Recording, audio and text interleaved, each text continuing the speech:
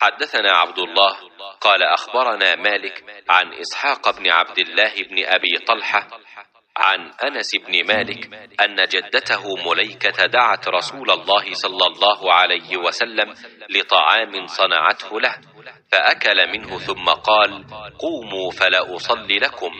قال أنس: فقمت إلى حصير لنا قد اسود من طول ما لبس، فنضحته بماء، فقام رسول الله صلى الله عليه وسلم، وصففت واليتيم وراءه والعجوز من ورائنا، فصلى لنا رسول الله صلى الله عليه وسلم ركعتين ثم انصرف.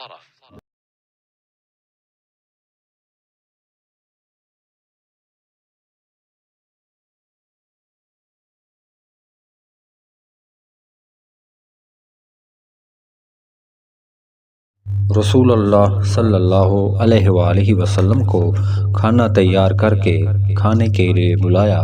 آپ صلی اللہ علیہ وآلہ وسلم نے کھانے کے بعد فرمایا کہ آؤ تمہیں نماز پڑھا دوں۔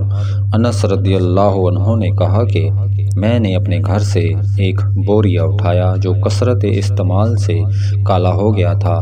میں نے اس پر پانی چھڑکا، پھر رسول اللہ صلی اللہ علیہ وآلہ وسلم نماز کے لیے اسی بوریے پر کھڑے ہوئے، اور میں اور ایک یتیم کے رسول اللہ صلی اللہ علیہ وآلہ وسلم کے غلام ابو زمیرہ کے لڑکے ضمیرہ آپ کے پیچھے صف باندھ کر کھڑے ہو گئے، اور بوڑھی عورت انس کی نانی ملیکہ ہمارے پیچھے کھڑی ہوئیں۔